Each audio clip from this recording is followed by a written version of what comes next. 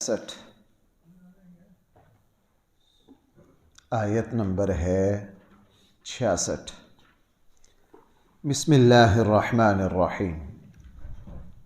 الحمد للہ رب العالمین والصلاة والسلام علی سید الانبیاء والمرسلین وعلی آلہ واصحابہ اجمعین۔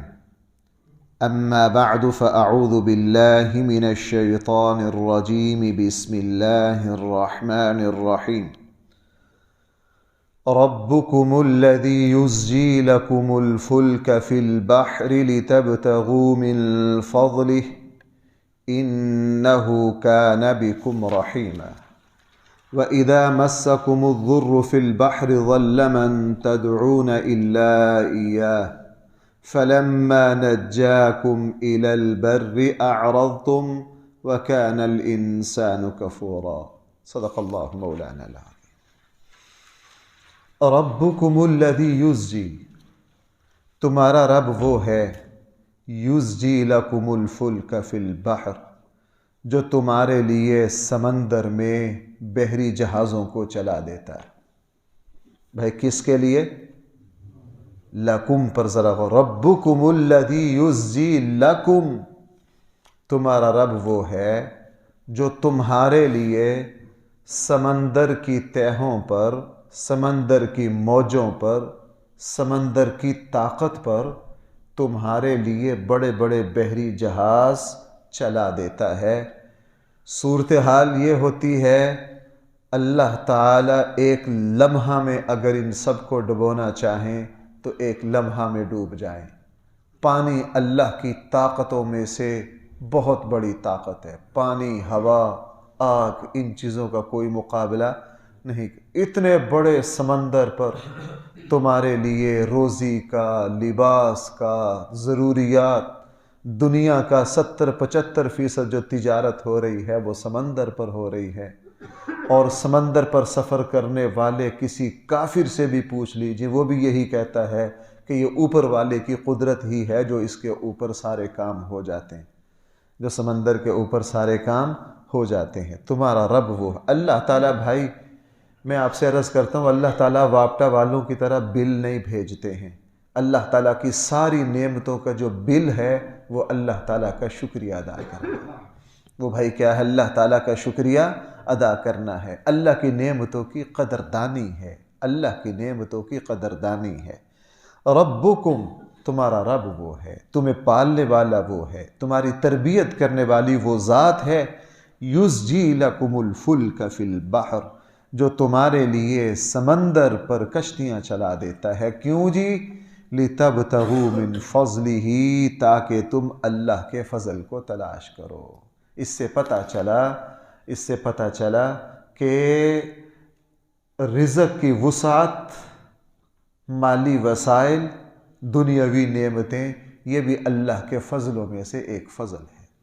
یہاں تجارت کو، کاروبار کو فرمایا لِتَبْتَغُوا مِنْ فَضْلِهِ، تاکہ تم کس کو تلاش کرو؟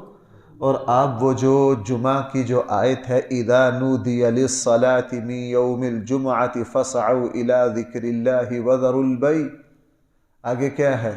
آگے فرمایا کہ جس وقت تم اس سے فارغ ہو جاؤ تو جاؤ، جا کے کس کو تلاش کرو؟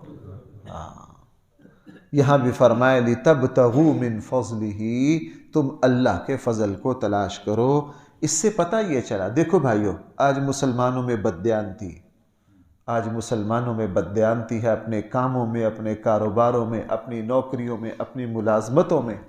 اگر مسلمان کو یہ احساس ہو کہ یہ جو کاروبار ہے میرا، یہ دنیاوی معاملہ نہیں ہے، یہ میرا دین ہے۔ یہ کیا ہے؟ یہ میرا دین ہے، مجھے اللہ نے اس کا حکم دیا ہے۔ اللہ تعالیٰ اس کاروبار کو فضل کہہ رہے ہیں۔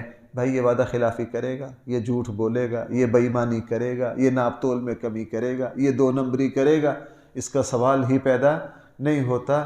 اگر مسلمان کو اس کی سمجھ ہو کہ میری جو ملازمت ہے، میری جو نوکری ہے، یہ مجھ پر اللہ کا فضل ہے، یہ کیا ہے؟ مجھ پر اللہ کا فضل ہے۔ بہرحال لِتَبْتَغُوا مِنْ فَضْلِهِ، تاکہ تم تلاش کرو اللہ کے فضل کو۔ اللہ تعالیٰ ایسا کیوں کرتے ہیں؟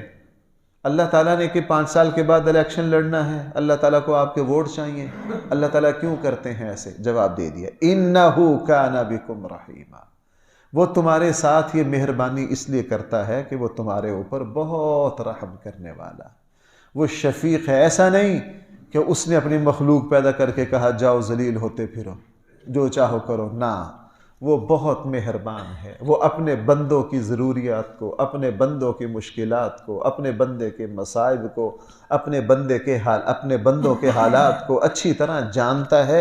اِنَّهُ كَانَ بِكُمْ رَحِيمًا، بے شک وہ تمہارے اوپر بہت ہی رحم کرنے والا ہے، اس لیے وہ تمہاری ایک ایک ضرورت کا خیال کرتا ہے۔ اب آگے ہماری طرف سے بے وفائی دیکھ لیجئے، وَإِذَا مَسَّكُمُ الضُّرُّ فِي الْبَحْرِ، جس وقت تمہیں سمندر میں مشکل پڑتی ہے، وَإِذَا مَسَّكُمُ الضُّرُّ، جب تمہیں چھوتی ہے تکلیف سمندر میں، ظَلَّ مَن تَدْعُونَ إِلَّا إِيَّاهُ، تو گم ہو جاتے ہیں وہ سارے 2 نمبر خدا جن کو تم پکارتے ہو، إِلَّا إِيَّاهُ، سوائے اللہ کے۔ جب سمندر میں مشکل آتی ہے تو پھر تمہیں اللہ کے علاوہ اور کوئی یاد؟ سمندر کیا؟ انسان کو جب بھی مشکل آتی ہے تو جناب پھر سارے سہارے، سارے آسرے، سارے اسباب نظروں سے اوجھل ہو جاتے ہیں۔ پھر انسان صرف اور صرف کس کو پکارتا ہے؟ اللہ کو پکارتا ہے۔ میں یہ بات شرم سے کہتا ہوں بھائی، توبہ نعوذ باللہ، کوئی حقارت سے نہیں کہتا، ایسی بات جس وقت بندہ کہے اس کا دل جو ہے وہ عاجزی میں ڈوبا ہوا ہو۔ کئی مرتبہ آپ ہسپتالوں میں ایمرجنسی صورتحال میں جاؤ، وہاں میں نے ایسی خواتین کو بھی جن کے فی الحال لباس اتنے ناقص ہیں کہ قرآن و سنت کی روح سے کہا جا سکتا ہے کہ اس عورت کے لباس پر اللہ کی لعنت برس رہی ہے، یعنی وہ اللہ کے ذات سے اتنے غافل ہیں۔ اچانک گاڑی کا حادثہ ہو گیا اور کچھ رشتہ دار موت و حیات کی کشمکش میں ہیں، وہ بھی وہاں تسبیح لے کے اللہ کو پکار رہے ہیں۔ تسبیح لے کے کس کو پکار رہے ہیں؟ اب جسم کی صورتحال یہ ہے، ناخنوں کی وہ پالش دیکھ لو، اس سے اندازہ ہوتا ہے کہ نہ ان کو غسل کا پتہ، نہ ان کو وضو کا پتہ، نماز کا تو کیا لینا دینا۔ ان کا لباس دیکھ لیجئے، اللہ کے نبی نے فرمایا عاریات، ایک زمانہ آئے گا ایسی عورتیں ہوں گی لباس پہننے کے باوجود ننگی ہوں گی، دوسروں کو اپنی طرف مائل کرنے والی ہوں گی، خود دوسروں کی طرف مائل ہونے والی ہوں گی۔ کیوں بھائی؟ صحیح حدیث میں، حدیث جبریل کے ایک حصے میں ہے کہ نہیں ہے؟ ان کی صورتحال یہ ہوگی۔ لیکن جب مشکل پڑی، بھائی کس کو پکار رہے ہیں؟ اللہ کو پکار رہے ہیں۔ اکثر بھائیوں میرے پاس جب کوئی دوست آتے ہیں نا، مجھ سے فلاں پریشانی ہے، بچی کا رشتہ نہیں ہو رہا، فلاں مسئلہ ہے، فلاں کام ہے، اللہ اولاد نہیں دے رہے، ہم ان کو دعائیں بتاتے ہیں، پھر ماشاءاللہ خوش ہو کر آتے ہیں، اللہ نے جی وہ میری ضرورت پوری کر دی۔ میں ان سے ایک ہی بات کہتا ہوں، بھائی جس اللہ نے پوری کی ہے اس اللہ کو اب بھولنا نہ، جو دعائیں پہلے جاری تھیں اب ان دعاؤں کو روکنا نہ، عادت بنا لو۔ کیا کرو؟ عادت بنا لو۔ ہم جب مشکلات میں آتے ہیں بڑی دعائیں مانگتے ہیں، اور جب مشکلات سے نکلتے ہیں مسجد کا رستہ بھی بھول جاتے ہیں۔ ایسا نہیں، میں نے آپ کو کئی مرتبہ سنایا، یہ واقعہ تو تاریخی روایات میں ہے، لیکن میرے اور آپ کے لیے بہت بڑی عبرت ہے۔ سیدنا موسیٰ کلیم اللہ علیہ السلام کوہ طور پر اللہ تعالیٰ سے مناجات کے لیے جا رہے تھے، پتھر کے پاس سے گزرے، ایک پتھر کو دیکھا رو رہا ہے۔ انبیاء علیہ السلام پر حضور کے ایسے بہت سارے معجزات ہیں، اللہ تعالیٰ حالات منکشف کر دیتے ہیں۔ ایک پتھر کیا کر رہا ہے؟ رو رہا ہے۔ حضرت موسیٰ نے پوچھا تم کیوں رو رہے ہو، تمہاری کیا پریشانی ہے؟ اس نے کہا جب سے یہ سنا ہے کہ انسان اور پتھر جہنم کا ایندھن ہے، قرآن نے بھی کہا قوا انفسکم واہلیکم نارا وقودھا الناس والحجارہ، قرآن نے بھی فرمایا جب سے میں نے یہ سنا ہے کہ مجھے جہنم کا ایندھن بننا ہے تو میں اس وقت سے رو رہا ہوں۔ حضرت موسیٰ نے فرمایا کہ آپ نہ رو، میں اللہ کی بارگاہ میں حاضر ہو رہا ہوں، اللہ تعالیٰ سے آپ کی سفارش کروں گا۔ اللہ تعالیٰ سے کیا کروں گا؟ جب اللہ تعالیٰ کی بارگاہ میں گئے، کوہ طور پر گئے، مناجات کی، اللہ تعالیٰ کے بارگاہ میں اس پتھر کے بارے میں سفارش کی، فرمایا ٹھیک ہے جی، اس پتھر کو جہنم میں نہیں پھینکیں گے، یہ بری ہے۔ یہ کیا ہے؟ موسیٰ علیہ السلام جب واپس آئے اس پتھر کو خوشخبری دی، اسے کہا اب تمہارے پریشان ہونے کی ضرورت نہیں ہے، تمہیں جہنم میں پھینکا نہیں جائے گا۔ واپس آ گئے، موسیٰ علیہ السلام کوہ طور چونکہ دور تھا، ہر وقت نہیں جاتے تھے، کافی عرصے کے بعد جاتے تھے، دوبارہ کچھ دنوں کے بعد دوبارہ جب کوہ طور پر گئے اس پتھر کے پاس سے گزرے، پھر رو رہا ہے۔ اسے کہا بھئی اب کیوں رو رہے ہو؟ اب تو تمہیں جہنم سے چھٹکارا مل گیا ہے، اب کیوں رو رہے ہو؟ تو اس پتھر نے کیا کہا؟ تاریخی روایات میں یہ آتا ہے، اس پتھر نے یہ کہا کہ موسیٰ اب مجھے کوئی مشکل نہیں ہے، بھائی پھر رو کیوں رہے ہو؟ میں اس لیے رو رہا ہوں جس رونے کی برکت سے جہنم سے نجات ملی ہے، میں اس رونے کو چھوڑنا نہیں چاہتا، میں اس رونے کو چھوڑنا نہیں چاہتا۔ بھائی ہم کسی مشکل میں آئے، ہم نے اللہ سے دعائیں مانگی، جن دعاؤں کی برکت سے اللہ نے مشکل سے نکال دیا، وہ تو ہمیں اللہ تعالیٰ کے خزانوں سے لینے کا طریقہ معلوم ہو گیا۔ بھائی وہ تو اللہ کے خزانوں سے ہمیں لینے کا کیا معلوم ہو گیا؟ ہاں، طریقہ معلوم ہو گیا، ہمیں پتہ چل گیا ان موقعوں پر ہم نے دعائیں مانگی تھی، یوں مانگی تھی، اللہ نے میری ساری فریادیں سن لی، پھر بندہ اس کو چھوڑے کیوں؟ بندہ اس کو چھوڑے کیوں؟ اس لیے قرآن نے یہاں فرمایا وَإِذَا مَسَّكُمُ الضُّرُّ، جب تمہیں سمندر میں تکلیف پہنچتی ہے، طوفان جکڑتا ہے، تمہارے اوپر طوفان آتا ہے، سمندر کی موجیں بپھر جاتی ہیں، ظلّا، تو سب بھاگ جاتے ہیں، گم ہو جاتے ہیں، من، وہ 2 نمبر خدا، تدعون، جس کو تم پکارتے ہو، الا ایاہ، پھر تمہیں صرف کون یاد آتا ہے؟ ایک اللہ یاد آتا ہے۔ فلما نجاکم من البر، اور جس وقت ہم تمہیں خشکی کی طرف نجات دے دیتے ہیں، تم بے وفائی سے منہ پھیر لیتے ہو، تم بے وفائی سے یوں نظریں پھیر لیتے ہو جیسے تمہیں کبھی ہماری ضرورت ہی نہیں پڑے گی۔ وَكَانَ الْإِنسَانُ كَفُورًا، انسان جو نا اکثر اسی طرح ناشکری کرتا ہے، کانا دوام کے لیے آتا ہے، یعنی اکثر رویہ انسانوں کا یہی ناشکری کا ہے۔ أَفَأَمِنْتُمْ، تم جب سمندر سے نکل گئے، مجھ سے اعراض برتا تم نے، أَفَأَمِنْتُمْ، کیا تم بے خوف ہو گئے ہو، أَن يَخْسِفَ بِكُمْ جَانِبَ الْبَرِّ، کہ ہم تمہیں زمین کے کسی کنارے میں دھسا دیں، او یرسل علیکم حاصبا، یا تمہارے اوپر طوفان بھیج دے، ثم لا تجدوا لکم وکیلا، پھر تم کوئی اپنا مددگار نہ پاؤ۔ اللہ فرما رہے ہیں جب تم سمندر سے نکل گئے اور تم ہم سے نظریں پھیر لیتے ہو، تم صرف یہی سمجھتے ہو کہ ہم پکڑنے کے لیے سمندر ہی کے محتاج ہیں، خشکی پر نہیں پکڑ سکتے؟ ہم تو بادشاہت کے تخت پر پکڑ لیتے ہیں، بھائی اللہ تو کہاں پکڑ لیتے ہیں؟ بادشاہت کے تخت پر پکڑ لیتے ہیں۔ کیا آپ نے یہاں بڑے بڑے مالدار لوگوں کی بے بسی نہیں دیکھی؟ اور 1.5 سال پہلے وہ اسلام آباد کے ایک اربوں پتی کا ایک ہی بیٹا، وہ گاڑی کے مقابلے میں اس نے گاڑی ماری تھی کہیں، ایک ہی بیٹا۔ میں نے اپنی زندگی میں 1-2 مرتبہ یہ منظر دیکھیں کہ دنیاوی اسباب اتنے، جائیدادیں اتنے، ایک ہی بیٹا تھا، جوانی میں حادثے کا شکار ہو گیا۔ ایسے دسیوں دوست ہیں، اللہ نے ان کو سب کچھ دیا ہے، اللہ نے ان کو کیا دیا ہے، لیکن اللہ تعالیٰ نے ان کو کسی ایسی جگہ محتاج، اللہ تعالیٰ وہ بے نیاز ہے بھائی، وہ کیا ہے؟ بے نیاز ہے۔ تم سمندر سے اپنی مشکلوں سے جب نجات پاتے ہو اور پھر ہم سے منہ موڑتے ہو، تم کیا سمجھتے ہو ہم تمہیں دوبارہ نہیں پکڑ سکتے؟ بھائیو میں یہ بات سوچ سمجھ کر کہتا ہوں، میں ویسے نہیں کہتا۔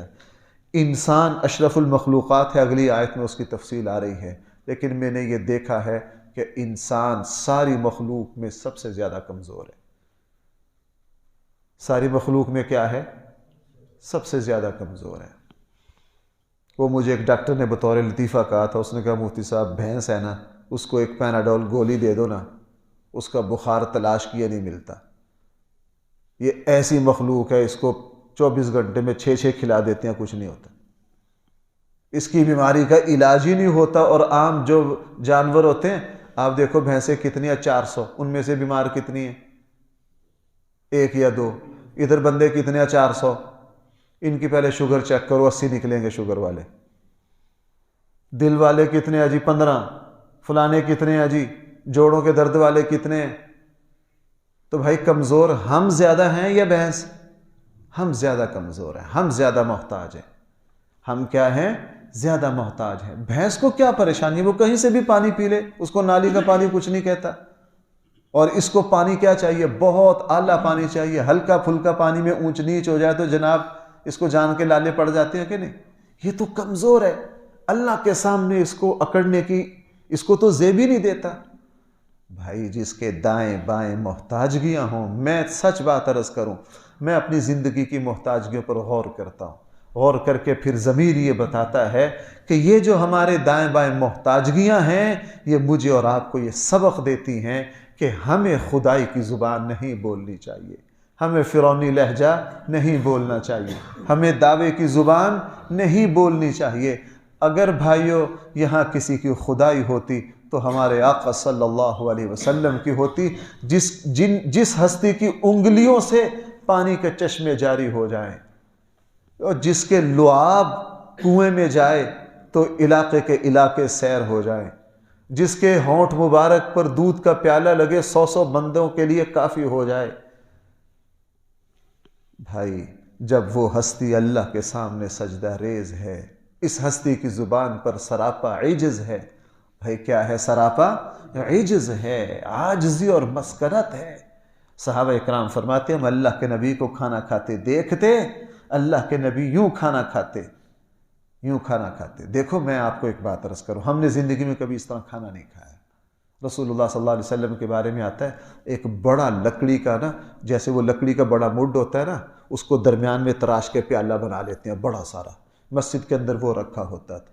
اور حضور کی جو آخری زندگی تھی جب اس میں وسعت آ گئی تھی نا، تو دن کو تقریباً چاش کی نماز کے بعد 10:30 11 12 بجے کے قریب اس میں اللہ کے نبی سورید بناتے، وہ پیالہ بھر کے. وہ جب بھر جاتا جتنے ہوتے سب کو بلا لیتے، چونکہ مہمان ہر وقت آتے رہتے. اب حضرت صحابہ کیا فرما رہے ہیں؟ صحابہ اکرام فرماتے ہیں یوں آتے، بھائی تم بھی آ جاؤ، اللہ کے نبی سب کو بلاتے، سکڑتے رہتے، جگہ اور سکڑ گئی اور سکڑ گئی، پھر اللہ کے نبی یوں ہو جاتے، پھر یوں ہو جاتے. حضرت انس فرماتے ہیں کہ میں نے رسول اللہ صلی اللہ علیہ وسلم کو دیکھا، اللہ کے نبی یوں بھی سکڑ کر بیٹھ کر یوں کھا رہے ہیں. ہم نے کبھی کھایا اس طرح کھانا؟ یعنی اتنی عاجزی، دوسروں کو جگہ دیتے دیتے خود کیا ہو جاتے؟ سکڑ جاتے، سکڑ جاتے. اور دیکھنے والا یوں سمجھتا. اسی لیے اکثر لوگ جب مسجد میں آتے نا، مجلس میں آتے، تو وہ اللہ کے نبی کو پہچان نہ پاتے. وہ سمجھتے کہ بڑی شان و شوکت ہوگی، دنیاوی کیا ہوگی؟ چمک دمک ہوگی. جب اللہ کے نبی کی سادگی کو دیکھتے، جب اللہ کے نبی کی بے تکلفی کو دیکھتے، پھر وہ بھلا نہ پاتے، ساری زندگی کہا کرتے کہ ہم نے اللہ کے نبی کو ایسے دیکھا، ہم نے اللہ کے نبی کو ایسے دیکھا ہے. اس لیے قرآن کریم بہرحال ہمیں یہ کہہ رہا ہے افامنتم، کیا تم بے خوف ہو گئے ہو، ان یخسف بکم جانب البر، کہ وہ اللہ تمہیں کسی خشکی کے کنارے پر جکڑ لے، او یرسل علیکم حاصبا، یا تمہارے اوپر اللہ تعالی کوئی طوفان بھیج دے. ہاں ایک بات کان کھول کے سن لو، ثم لا تجدوا لکم وکیلا، پھر تمہارا کام بنانے والا کوئی نہیں ہوگا، کوئی تمہارا بھروسہ کرنے والا، کوئی تمہیں مشکل سے نکالنے والا نہیں ہوگا. ام امنتم، کیا تم بے خوف ہو گئے ہو اس سے، ان یعیدکم فیہ تارۃ اخری، کہ تم دوبارہ سمندر میں آ جاؤ، فیرسل علیکم قاصفا من الریح، وہ تمہارے اوپر بھیج دے ہوا کا ایک ہی جھونکا، فیغرقکم بما کفرتم، پھر تمہیں وہ اللہ غرق کر دے تمہارے ناشکری کی وجہ سے. ثم لا تجدوا لکم علینا بہ تبیعا، جناب پھر تم ہمارے خلاف کسی کو مدد کے لیے نہ پاؤ. اس لیے تمہیں قدم قدم پر اللہ تعالیٰ کی محتاجگی ہے. بھائی تمہیں قدم قدم پر کیا ہے؟ وہ مشہور واقعہ ہے، آپ سب کو آتا ہے، میں تو صرف یاد دلانا چاہ رہا ہوں. ہارون الرشید نے جب حضرت بلول کے سامنے پانی پیا تھا، مشہور واقعہ ہے کہ نہیں؟ حضرت بلول نے کیا کہا تھا جب پانی آیا؟ کہا ہارون اگر پانی تمہارے ہونٹوں تک نہ جائے، پیاس سے جان نکلنے لگے تو کیا کرو گے؟ کہا جی آدھی بادشاہت دے دوں گا. کہا چلو اچھا ٹھیک ہے پی لو. پی لیا. جب پانی پی کے گلاس رکھنے لگے پھر پکڑ لیا. کہا ہارون یہ جو پانی تمہارے اندر گیا ہے اگر باہر نہ نکلے تو کیا کرو گے؟ پیشاب رک جائے. کہنے لگا اس کو نکالنے کے لیے باقی آدھی بھی دے دوں گا. تو کہا جناب جو تمہاری حکومت ایک گلاس کی مار ہے اس پر اکڑتے کس طرح، اس پہ غرور کس طرح کرتے ہو؟ جناب ہماری زندگی میں ایسے واقعات نہیں. اللہ ہم سب کی حفاظت کرے. بھائی یہ باتیں عبرت کے لیے ہیں. اللہ مجھے بھی عبرت کی توفیق دے. اللہ تعالیٰ آپ کو بھی سمجھنے کی توفیق دے. ہم سب سراپا محتاج ہیں. کیا ہم نے زندگیوں میں ایسا نہیں دیکھا کہ بہت مالی فراوانی تھی، کوئی ایسی مصیبت آئی، سب کچھ گیا. اللہ نہ کرے کسی پیارے کو ایسی بیماری لگی، بہت سارے اخراجات ہو کر بندہ خالی ہو گیا. بھئی ایسے واقعات، بہت واقعات. اس لیے یہ باتیں قرآن کریم دیکھو ہیں تو یہ کافروں کے بارے میں. بھائی غیر اللہ کو کون پکارتا ہے؟ مسلمان تو نہیں پکارتا. کون پکارتا ہے؟ کافر پکارتا ہے. لیکن ان آیات میں میرے اور آپ کے لیے بھی سبق ہے. میرے اور آپ کے لیے بھی کیا ہے؟ سبق ہے. اس لیے ایک مسلمان ان 3 آیتوں میں بنیادی طور پر جو مجھے اور آپ کو جو باتیں کہی گئی ہیں، ایک تو اللہ کی نعمتوں پہ شکر کرنا، اپنی زبان سے بڑا کلمہ نہ نکال، غرور سے بچنا، اللہ تعالیٰ کی پکڑ سے کبھی بھی غافل نہ ہونا، اللہ تعالیٰ کی پکڑ سے کبھی بھی غافل نہ ہونا، اپنے معاملات میں عاجزی اور انکساری رکھنا. جو بندہ یہ کرتا رہے گا، دیکھو بھائیو، جو بندہ یہ کرتا رہے گا، اگر اس سے زندگی میں کہیں بھول چوک گناہ بھی ہوگا، اللہ کی ذات سے امید ہے اللہ پکڑیں گے نہیں. اللہ پکڑیں گے. عاجزی ایک ایسا کیمیا ہے، عاجزی ایک ایسا جوہر ہے. زندگی میں بعض بہت غلط کاروں کو دیکھا، لیکن ان کے مزاج میں عاجزی تھی، اللہ نے ان کو نہیں پکڑا. ایسے بندے بھی تھے کہ وہ دین کے اعتبار سے پڑھے لکھے تھے، عبادات کا بھی ذوق رکھتے تھے، لیکن غرور اور انا بہت تھی. اللہ تعالیٰ نے ان کو پکڑ لیا. اللہ تعالیٰ نے ان کو کیا کر لیا؟ پکڑ لیا. اللہ تعالیٰ ہم سب کو صحیح فہم عطا فرمائے. الحمدللہ رب العالمین، والصلاة والسلام على سید الانبیاء والمرسلین وعلى آلہ واصحابہ اجمعین. ربنا آتنا في الدنيا حسنة وفي الآخرة حسنة وقنا عذاب النار. صلی اللہ تعالی علی خیر خلقہ سیدنا و مولانا محمد و آلہ و اصحابہ.